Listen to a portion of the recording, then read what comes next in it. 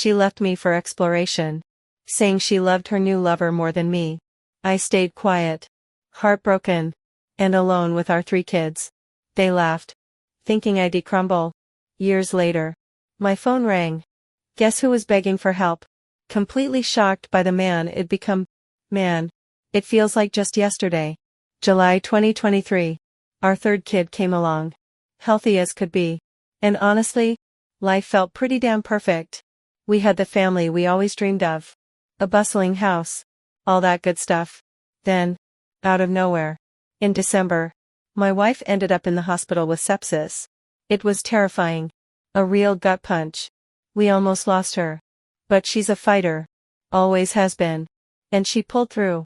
We were just so relieved. So grateful. We thought, okay, we dodged a bullet. Things are back on track. We were wrong. Fast forward to the summer of 2024. The kids were out of school. And there was this shift. You know, one evening, my wife just came out with it. I've always admired women, she said, looking straight at me. But now I'm sure, I'm definitely bisexual. My brain just stopped. I remember thinking, okay, this is new. This is a lot. But she's my wife. I need to be supportive. Right. That was my immediate goal. Process it, understand it, and make sure she felt loved and accepted. My dilemma was figuring out how to reconcile this new information with everything else. My immediate reaction wasn't fear or jealousy, but more of a quiet, internal scramble to recalibrate what our future might look like, while trying to keep a brave face on. Around the same time, this new mom, Stacy, showed up at the school gates. She was a lesbian. Had a couple of young kids like us. Pretty quickly, my wife and Stacy struck up a friendship. They started going for runs together. And my wife, being the personal trainer she is, even began training Stacy. I saw it as a healthy friendship, a way for my wife to connect with other moms. Especially after what she'd been through. It's good for her to have friends. Right. To feel strong again. I told myself. I was trying to be an understanding husband.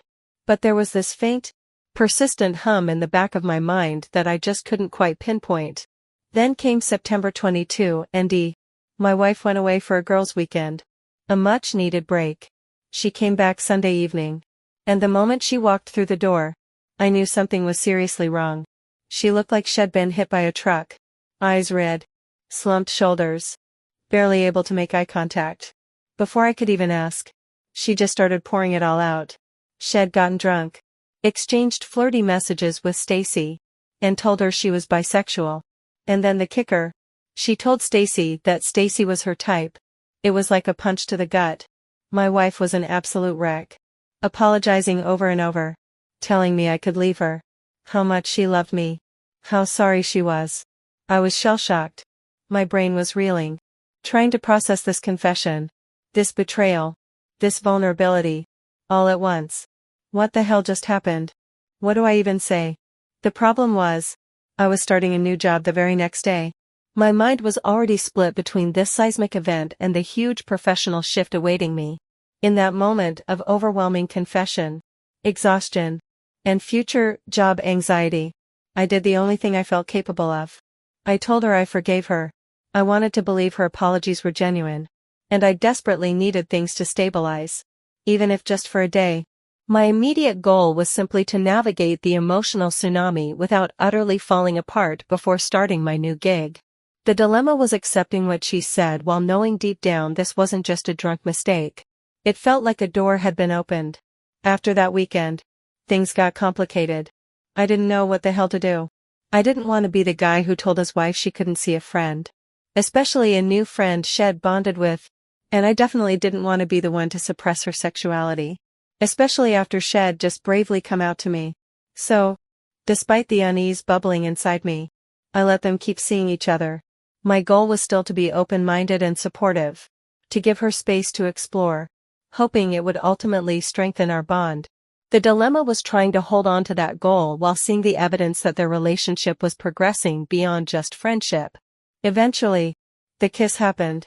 It confirmed what I already suspected, adding another layer of concrete action to my growing list of anxieties.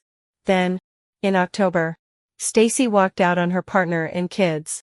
It was a huge red flag for me. A serious escalation. But my wife and Stacy just kept seeing each other. My wife insisted they weren't having sex. Though a friend later gave me conflicting info on that. All through this period, I was a wreck.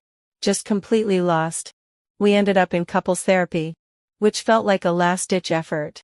My wife was constantly assuring me, telling me she wanted to be with me, that this was just something she needed to explore, and that Stacy was essentially a vehicle for her to figure out her attraction to women.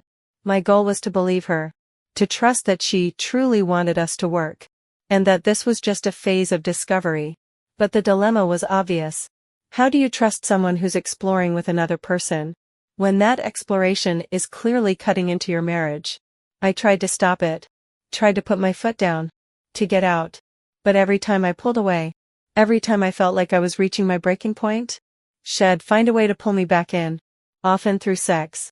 It was disorienting, confusing, and honestly, manipulative. Each time, I'd think, maybe this means she really does want us. Maybe I'm overreacting. I wanted to believe it, because the alternative was too painful to accept. So, here I am, trying to be the understanding husband, trying to keep my family together, but feeling like I'm losing ground with every step. I'm confused, hurting, and honestly, a bit manipulated. Has anyone else been through this kind of confusing gray area, where you're told it's exploration but it feels like more? How do you set boundaries when you're trying to be supportive, but your heart is breaking? It was late November. My wife's birthday was coming up, and I was just spiraling. Every time she spent time with Stacy, every time she talked about her, it felt like a direct hit.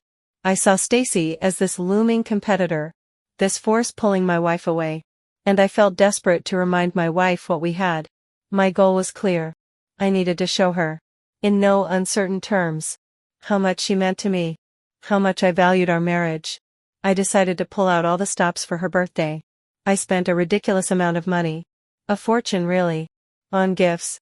I was thinking, if I can just make her feel incredibly loved, incredibly cherished, then maybe she'll see that what we have is worth fighting for, worth choosing. I presented her with the gifts. She took them. She smiled. She told me she loved me, how much she appreciated everything. And for a fleeting moment, I actually felt a flicker of hope. A small voice in my head said, "See? She still cares. She's still in this." The dilemma was, even as she said those words, I couldn't shake the feeling that they were just words, echoing in a canyon that was growing wider between us. Her actions were starting to contradict her reassurances more and more, and it was getting harder to ignore. I was away on business for her actual birthday. When I called her, she told me she spent the day with Stacy. Okay, I thought. They're friends. She needed company. But then, she started to describe the day. Not in detail. Not fully. But enough for me to get a picture. She mentioned they'd gone out, had fun, and later, almost as an afterthought, she casually mentioned they'd held hands. Just a little bit. You know, being silly, she said. My wife's voice was too light, almost dismissive, as if it was nothing. My brain immediately tried to process this. Held hands, in public, and the way she downplayed it, the slight hesitation in her voice, it hit me like a ton of bricks. That's when I knew.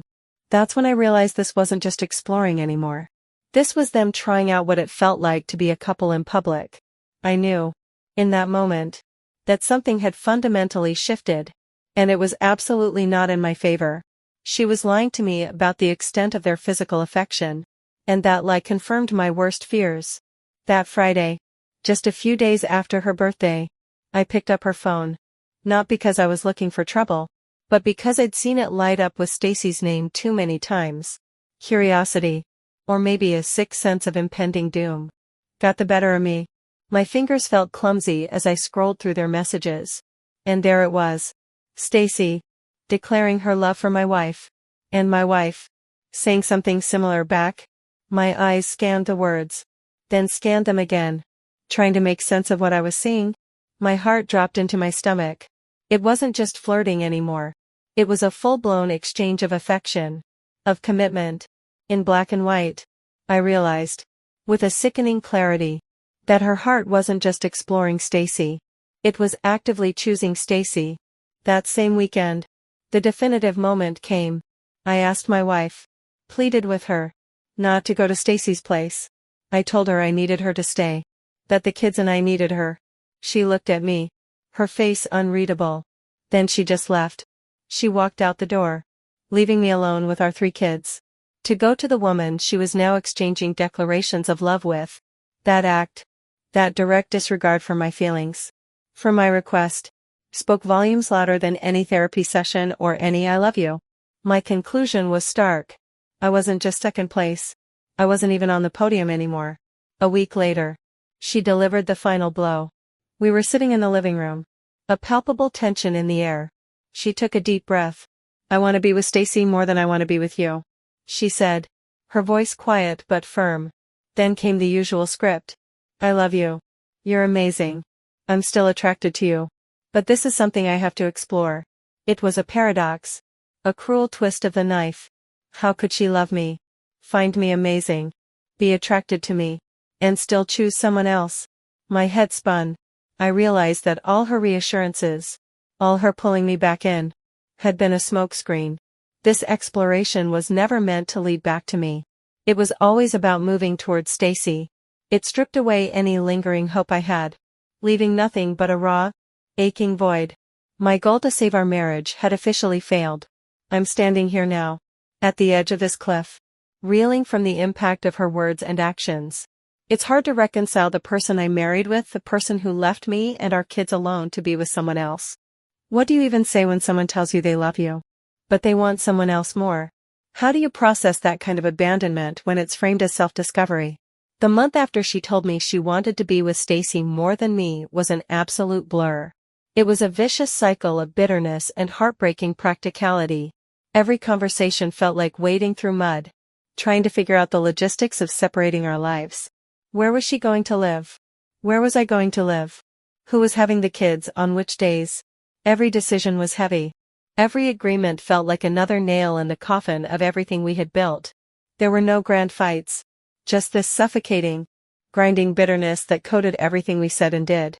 My head was spinning, trying to compartmentalize the emotional devastation from the urgent need to make practical arrangements for our children.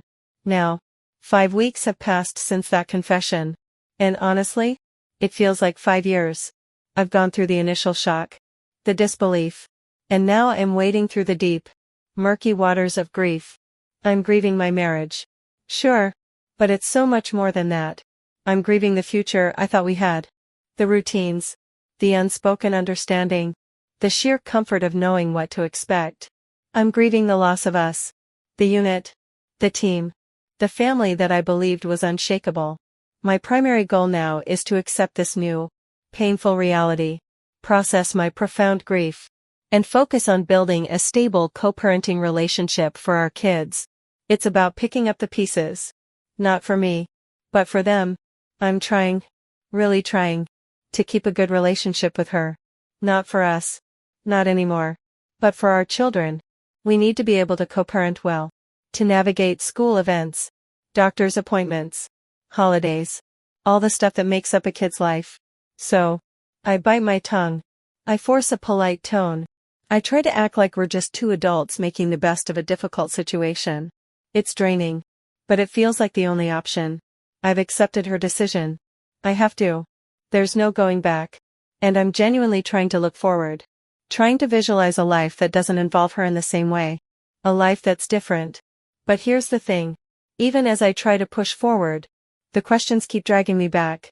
They're like whispers in the quiet moments. Late at night. Or when I'm driving alone. Was there anything I could have done differently? Anything at all? Could I have been more understanding? More firm? Less forgiving? More demanding? My mind keeps replaying conversations. Looking for a different path. A different word. A different reaction that might have kept my family together. The dilemma is the constant pull between moving forward and the nagging, unanswerable questions about the past. I know I can't change anything. But the what-ifs are a torment. Then there's this other thought. This medical angle that keeps surfacing. I can't help but wonder. Could her post-sepsis syndrome have played a role in all of this? She went through something incredibly traumatic. A near-death experience. Could that have triggered some kind of psychological shift? A need for radical change. A reevaluation of everything. I'm grasping at straws. Maybe. Trying to find a medical explanation for something that feels so profoundly personal and heartbreaking. It's another layer to the why. Another potential reason that isn't just she fell out of love. And the deepest grief, the one that hits me in waves, is for my children. Their lives have been fundamentally altered. I look at them, innocent and oblivious to the full weight of what's happened, and my heart breaks all over again. What will my relationship with them look like if she has primary custody? Will I be dad on the weekends? Will I miss out on the everyday moments? The school runs, the bedtime stories, the simple presence that builds a parent-child bond. These thoughts are overwhelming. A fresh torrent of sadness that washes over me. I'm trying to keep it together for them. But it's an uphill battle. So, I've accepted her decision. And I'm trying to look forward. I have therapy starting next week, which I hope will help me navigate this minefield of grief, anger, and unanswered questions. But right now, I just feel lost. It's hard to imagine a path forward without these nagging doubts and profound sadness. Has anyone been through something similar? This unique cocktail of medical trauma, sudden sexuality exploration, and the breakdown of a family. Any coping advice? Any insights on how to handle the what-ifs or the grief for the kids? I could really use some perspective.